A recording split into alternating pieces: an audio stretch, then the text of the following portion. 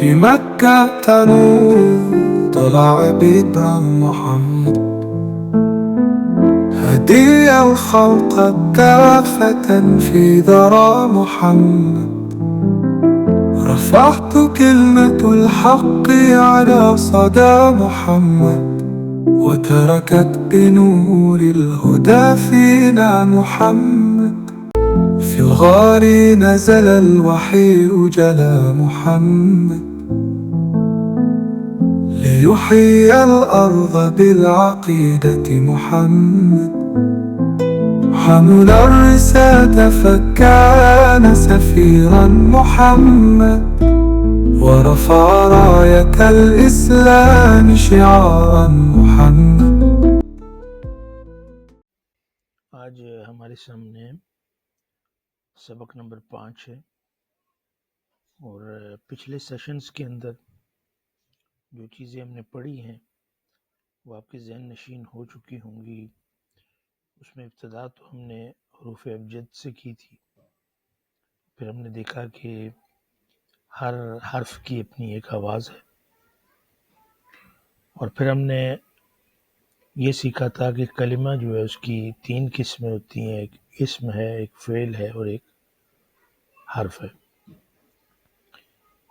تو اس کی تعریف جو ہے وہ آپ کے سامنے آ گئی تھی کہ اسم، فعل اور حرف کس کو کہتے ہیں۔ اور حرف کے بارے میں نے آپ کو یہ نقطہ سمجھایا تھا کہ الف، با، تا، ثا وغیرہ جتنے بھی حروف تہجی ہیں تو یہ بھی حروف ہیں، لیکن ان کو ہم کہتے ہیں یہ حروف المبانی ہیں۔ مطلب ہے آپس میں ایک دوسرے کے ساتھ مل کر کبھی اسم بناتے ہیں، کبھی فعل بناتے ہیں۔ اور جو کلمے کی قسم ہے حرف، اس سے مراد حروف المعانی ہے، مطلب ہے کہ جن کا ایک مطلب ہوتا ہے، جن کا ایک معنی ہوتا ہے۔ وہ اس معنی کو واضح اس وقت کرتے ہیں جب وہ جملے کے اندر آتے ہیں۔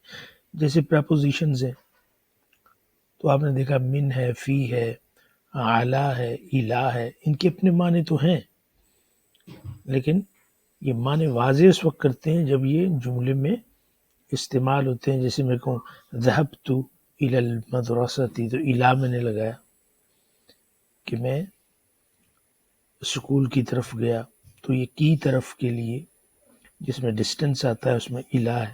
وضعت الکتاب علی الطاولة اعلی، کہ میں نے کتاب میز کے اوپر رکھی، تو یہ جو اعلی ہے تو یہ جگہ کی نشاندہی کر رہا ہے، اس کا مطلب ہے کسی چیز کے اوپر۔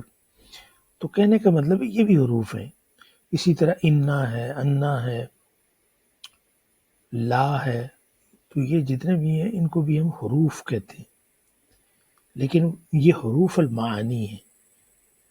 کیونکہ جب میں یہ کہتا ہوں کہ من ایک حرف ہے تو آپ تو ظاہر ہے نا یہی کہیں گے کہ من تو 2 حرفوں سے بنا ہے، میم اور نون سے، لیکن اصل میں بات یہ ہے کہ وہ جو میم الگ ہے اور نون الگ ہے تو یہ حروف المبانی ہیں، تو جب یہ مل کر ایک حرف بناتے ہیں تو یہ حروف المعانی ہیں۔ تو کلمے کی قسم میں جو حرف ہے وہ حروف المعانی میں ہے۔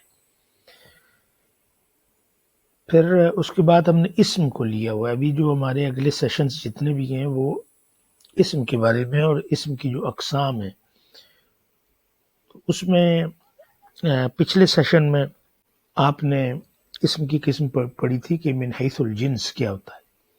تو اس میں ہم نے آپ کو یاد ہوگا کہ بتایا تھا کہ ایک مذکر ہے اور ایک مؤنث ہے، اور اس کی کسی حد تک ایک تفصیل ہم نے بیان کی تھی۔ آج بھی اسم ہی کی قسم ہے، لیکن یہ ہے اقسام الاسم من حیث العدد۔ یہ میں نے آپ کے سامنے لکھا ہوا ہے، اقسام الاسم من حیث العدد، کہ تعداد کے لحاظ سے، عدد کے لحاظ سے اسم کی قسمیں کتنی ہوتی ہیں۔ تو تعداد کے لحاظ سے اس کی 3 قسمیں ہیں۔ ایک ہے مفرد، جس کو ہم سنگولر کہتے ہیں، اکیلا، واحد بھی کہہ سکتے ہیں۔ دوسرا ہے مثنیٰ، یعنی ڈوئل، دو۔ ابھی مشکل بات یہ ہے کہ باقی جتنی بھی زبانیں ہیں ان میں یا تو سنگولر ہوتا ہے یا پھر جمع، یعنی پلورل ہوتا ہے۔ عربی ایک واحد زبان ہے کہ جس میں دو الگ ہے، یعنی ایک تو ایک ہے اور پھر دو ہے، اور پھر جب دو سے زیادہ ہوتا ہے یعنی تین اور اس کے آگے تو اس کو ہم جمع کہتے ہیں۔ تو بات یاد رکھنے والی ہے کہ عدد کے لحاظ سے عربی زبان میں تین قسمیں ہیں، مفرد، مثنیٰ اور جمع۔ اس لحاظ سے یہ آج کا جو سیشن ہے بڑا اہم ہے۔ یہ سبق کیوں اہم ہے؟ کیونکہ قرآن کے اندر آپ کو ہر قدم پر مفرد، مثنیٰ اور جمع کے الفاظ ملتے ہیں، اور ان کی پہچان آپ کے ترجمے کی رفتار، سمجھ کی گہرائی اور اعراب کی مضبوطی کو کئی گنا بڑھا دیتی ہے۔ اس لیے یہ بہت اہم لیسن ہے۔ اب ہم آگے چلتے ہیں۔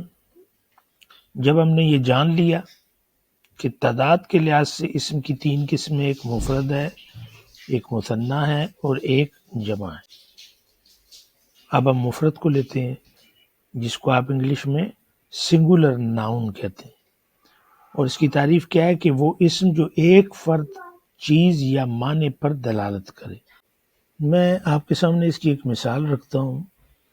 جیسے یہاں پہ دیکھیں کتابن ہے، تو کتابن کا مطلب کیا ہے؟ ایک کتاب۔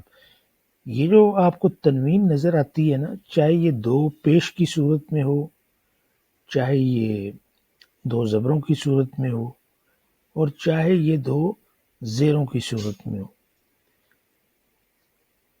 یہ نکرہ کو ظاہر کرتی ہے۔ جو کامن ناؤن ہوتا ہے نا، اس کے بارے میں بھی ہم تفصیل سے پڑھیں گے، تو یہ کامن ناؤن کو بیان کرتی ہے۔ تو اس میں ایک، کچھ، کوئی، اس طرح کے الفاظ لگانے پڑتے ہیں۔ جیسے میں نے کہا نا کتابن، تو اس کا مطلب ایک کتاب۔ تو آپ کہیں گے ایک کا ترجمہ آپ نے کہاں سے کیا؟ پہلی بات تو یہ ہے کہ یہ مفرد ہے ہی ایک ہے، اور دوسرا یہ کہ تنوین ہے، نکرہ ہے، تو اس لیے میں نے کہا ایک کتاب۔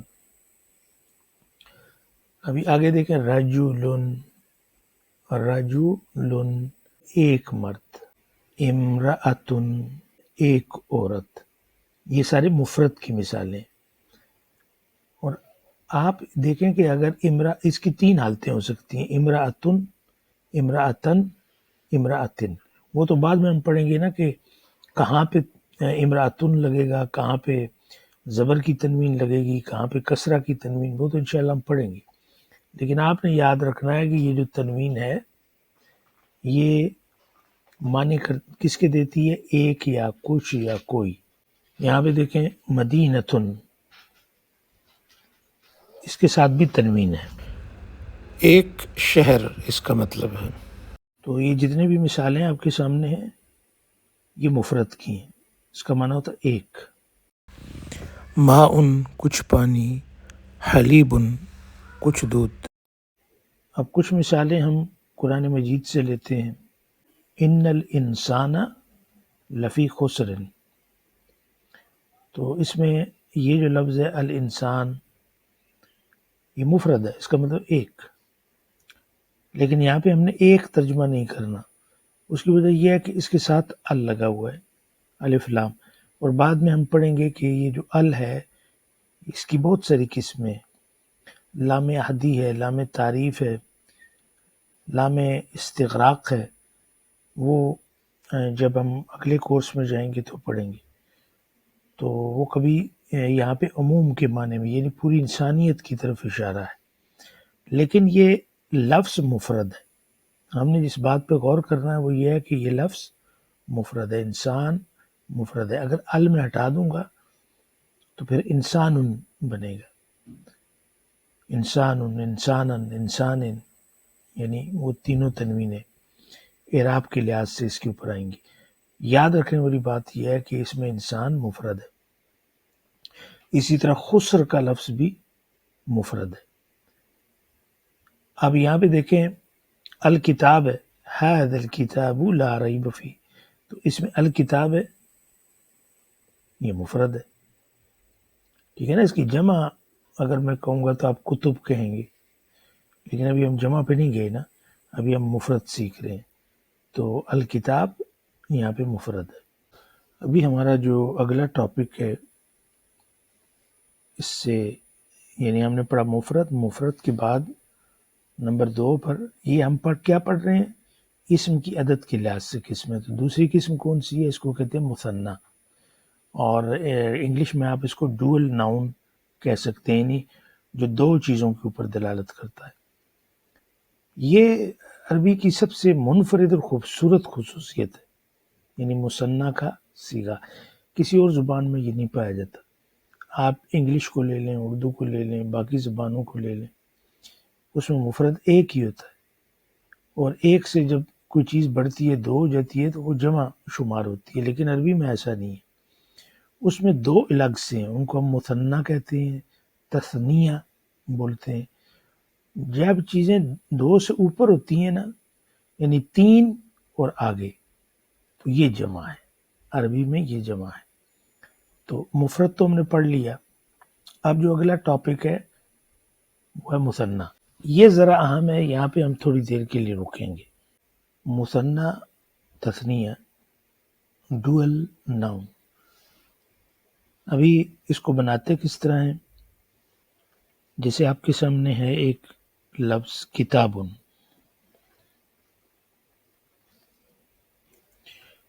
یہ مفرد ہے نا، کتابن کا مطلب ہے ایک کتاب۔ اب اس کو میں کہنا چاہتا ہوں 2 کتابیں، تو آپ نے کیا کرنا ہے کہ کتاب، یہ کتاب لکھا ہوا ہے نا، اس کے آگے ایک الف لگانا ہے اور ایک نون لگانا ہے۔ کتابان، کتابان، یہ اس کا پراپر ایک طریقہ ہے تثنیہ بنانے کا۔ کتاب ان سے کیا ہو جائے گا؟ کتابان، کتابان کا مطلب 2 کتابیں، اور اس کی دوسری شکل ہے کہ آپ کتاب لکھیں اور آگے یا نون لگا دیں، کتابین، اس کو ہم کیا پڑھیں گے؟ کتابین۔ یہ جو با ہے، جو اس کتاب کی آخری، اس کا جو آخری حرف ہے، اس کے اوپر آپ نے زبر لگانی ہے، کتابین، اور یہ جو یا ہے اس کو آپ نے ساکن رکھنا ہے، کتابین، کتابان، 2 کتابیں، اور اس کا مطلب بھی 2 کتابیں، لیکن ان کی اعرابی شکل مختلف ہے، وہ بعد میں ہم پڑھیں گے کہ جملے میں کہاں کہاں پہ استعمال ہوتے ہیں۔ کتابین، تو اب آپ نے یاد رکھنا ہے کہ مفرد کے آگے الف نون بڑھانے سے اور یا نون بڑھانے سے اس میں 2 کے معنی پیدا ہو جاتے ہیں۔ اب کوئی سے لے لیں، مثلا قلم ہے، تو یہ قلمن ہے، تو اس کو ہم جب تثنیہ بنائیں گے تو کیا کہیں گے؟ قلمان اور قلمین۔ ابھی زیر زبر میں یہاں نہیں لگا رہا چونکہ آپ کو پتہ چل گیا، قلمان، قلمین۔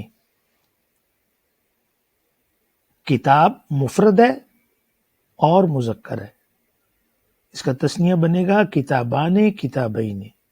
قلم مذکر ہے اور اس کا تثنیہ بنے گا یعنی 2، قلمان، قلمین۔ ابھی میں کوئی مؤنث لے کے آتا ہوں، غرفتن، غرفتن، غرفہ کہتے ہیں روم کو، کمرہ۔ اب اس کا تثنیہ جب میں بناؤں گا تو دیکھیں، غین، را، فا، تا، الف، نون، غرفتان۔ آپ نے دیکھیں وہ جو تا مربوطہ تھی نا، یہاں پہ چھوٹی سی تا، یہ جو آخر میں، اس کو تا مربوطہ کہتے ہیں، تا مدورہ. تو یہاں پہ یہ کھل جائے گی چونکہ اس کے ساتھ آپ نے الف کو لانا ہے نا. تو الف نون تو یہ فارمولے کا ایک حصہ ہے. دو بنانے کے لیے آپ نے الف نون، جیسے یہاں پہ لگایا تھا الف نون، آخری حرف میم تھا تو میم کے ساتھ الف نون لگایا. یہاں پہ آخری حرف با تھا تو یہاں پہ با کے ساتھ آپ نے یہ الف نون لگایا تھا. تو بالکل اسی طرح یہ غرفہ ہے مؤنث، غرفتان، اور دوسرا اس کا کیا بنے گا؟ غرفہ تین، یعنی دو کمرے. غرفتن ایک کمرہ، غرفتان دو کمرے، غرفتین دو کمرے. یہ بہت امپورٹنٹ بات تھی جو میں نے آپ کے سامنے رکھی ہے. ٹھیک ہے، اس کو یاد رکھنا ہے اور پھر اس کے اوپر آپ نے پریکٹس کرنی ہے. مثلا میں کہوں بابن، بابان، بابین. میں کہتا ہوں کراستن، کراساتان، کراساتین. میں کہتا ہوں سریرن، سریران، سریرین. قارورتن، قارورتان، قارورتین. بوٹل کو کہتے ہیں قارورہ. یہ دیکھیں میں نے آپ کے سامنے لکھا ہے جمع. یہ جمع ہے، جمع کا مطلب پلورل. ابھی آگے پلورل کی قسمیں ہیں، اس میں ایک جو آپ نے یاد رکھنی ہے وہ ہے جمع مذکر سالم، اور جو دوسری اس کی قسم ہے وہ ہے جمع مؤنث سالم، اور پھر اس کی تیسری قسم ہے اس کو کہتے ہیں جمع مکسر، یا دوسرا اس کا نام ہے جمع تکسیر. یہ تین قسمیں اس کی ہوگی. ابھی لیتے ہیں جمع مذکر سالم. جمع کی قسمیں کتنی ہیں؟ جمع مذکر سالم، جمع مؤنث سالم، اور جمع تکسیر، یا اس کو کہتے ہیں جمع مکسر. ابھی جمع مذکر سالم کا کیا مطلب ہے؟ اس کا مطلب یہ ہے کہ کوئی سا بھی مفرد ہو اور مذکر ہو، اس کی ہم جمع بنائیں گے. ابھی اس کی میں ایک مثال لیتا ہوں. میں کہتا ہوں معلم، معلمن. اس کا کیا مطلب ہے جی؟ یہ مفرد ہے نا، اس کا مطلب ہے ایک استاد، ایک معلم، ایک ٹیچر. میں کہنا چاہتا ہوں جمع، جمع میں کہنا یعنی بہت سے ٹیچرز، یعنی معلمن ٹیچر. میں کہنا چاہتا ہوں ٹیچرز. اس کے لیے کیا کروں گا؟ معلم تو اسی طرح میں لکھوں گا، اس کے آگے میں لگا دوں گا واو نون. معلمون، معلمون یہ جمع ہے. اور دوسری کی شکل کیا بنے گی؟ معلمین، معلمون، معلمین. آپ نے دیکھا کہ اس کا جو مفرد ہے وہ یہاں پہ سالم رہا، اس لیے اس کو ہم کہتے ہیں جمع مذکر سالم. یہ دیکھیں ٹوٹا نہیں. تو یہ واو نون بس ہم نے لگایا ہے. تو فارمولہ کیا ہوگا کہ واو نون یا یا نون. معلمون، معلمون ٹیچرز، معلمین ٹیچرز. طریقہ آپ کو پتہ چل گیا ہوگا. اب کوئی سا بھی اور لے لیں، جیسے میں کہوں مسلمن، ایک مسلمان. تو شاباش، بتائیں کیا ہوگا؟ ویری گڈ، مسلمون. اور دوسری شکل کیا بنے گی؟ مسلمین. مسلمون سے مسلمون، مسلمین. صالح، یہ تو اس کو بنائیں آپ، کیا ہوگا؟ صالحون اور صالحین یہ جمع ہے، ایک نیک مرد صالح، اور صالحون بہت سے نیک مرد، صالحین بہت سے نیک مرد۔ تو اس کی آپ پریکٹس کریں گے، معلم معلمون معلمین، مسلم مسلمون مسلمین، صالح صالحون صالحین۔ اس میں ایک اور ہم لیتے ہیں جیسے عالم، یہ ہے عالم یعنی ورڈ، عالم تو کیا ہو جائے گا عالمون، عالمین یہ اس کی جمع ہے۔ آپ پڑھتے نہیں ہیں الحمد للہ رب العالمین، تو یہاں پہ وہاں پہ وہ یہ عالمین ہے، عالمن کی جمع عالمین، یہ اس کا فارمولہ تھا، جمع مؤنث سالم۔ کوئی سے بھی آپ لیں کلمہ جو مؤنث پہ دلالت کرتا ہو، جیسے معلمتن ہے، معلمتن کا مطلب کیا ہے؟ a لیڈی ٹیچر، ایک استانی۔ اب اس کو میں اس کی جمع بنانا چاہتا ہوں تو کیسے بناؤں گا؟ معلماتن۔ تو میں نے سمپلی کیا کیا، یہ جو تا ہے اس کو میں نے ہٹا دیا اور اس کی جگہ کے اوپر میں نے لگایا الف، اور پھر ایک کھلی تا یہاں پہ لگا دی۔ معلمتن کی جمع کیا ہوگی؟ معلماتن، اور دوسری اس کی شکل بنے گی معلماتن۔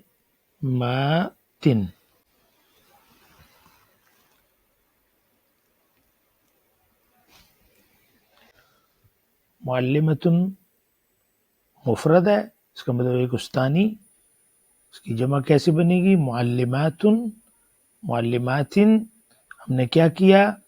اس تا کو ریموو کیا اور اس کی جگہ پہ ہم نے لگایا الف اور پھر کھلی تا لگا دی، لیکن اس کی تنوینیں صرف دو ہیں، بس یہ یاد رکھنا ہے، دو پیش ہیں دو زیریں ہیں، اس کے اوپر دو زبریں لگانی منع ہیں، ٹھیک ہے؟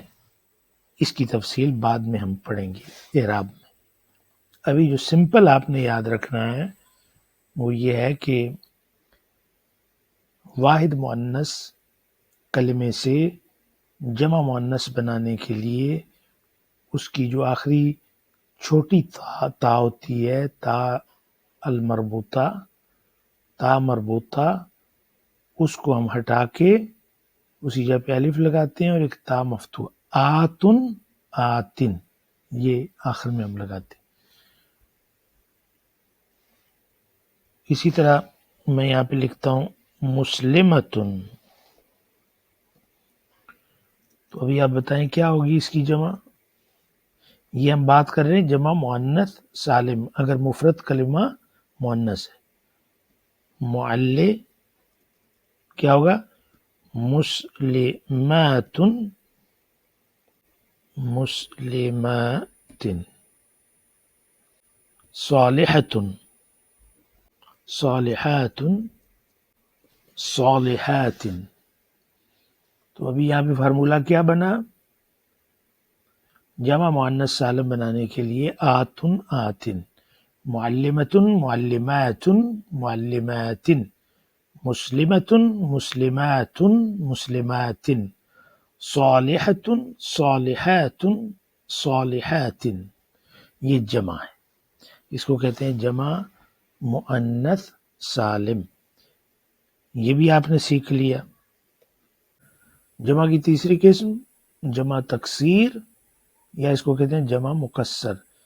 جمع تکسیر یا مکسر ٹوٹی ہوئی چیز کو کہتے ہیں، مطلب یہ ہے کہ جب مفرد کلمہ جمع میں جاتا ہے تو اس کا ایک ایسا وزن بن جاتا ہے کہ وہ اپنی جو مفرد انفرادی حیثیت ہے اس کو برقرار نہیں رکھ سکتا، اس کے جو حروف ہیں وہ ٹوٹ پھوٹ جاتے ہیں۔ میں اس کی ایک مثال دیتا ہوں۔ ایک مفرد ہم لیتے ہیں رجل، اس کی جمع کیا ہے؟ رجال۔ آپ نے دیکھا یہاں پہ رجل تھا، یہاں پہ رجال، کوئی فارمولہ ہم نے نہیں لگایا۔ یہ وہ جمع ہیں کہ جو آپ کو یاد کرنی پڑتی ہیں، کیونکہ عربوں نے ان کو اسی طرح پڑھا ہے، ان کی جو اوزان ہیں وہ بہت سارے ہیں۔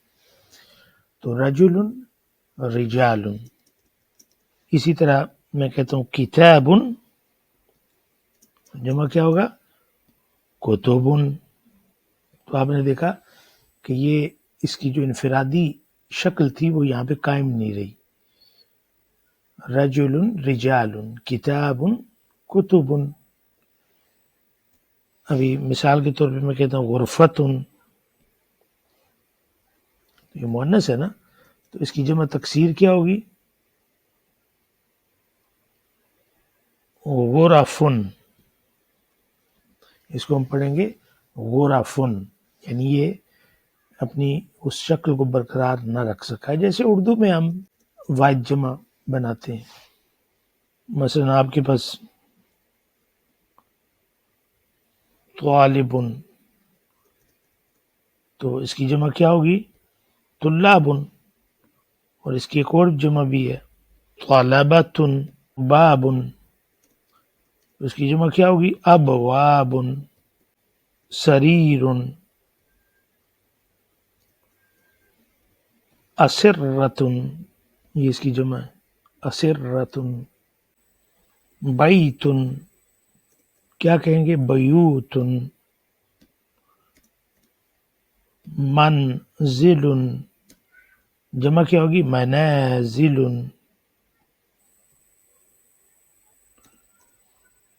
طائر،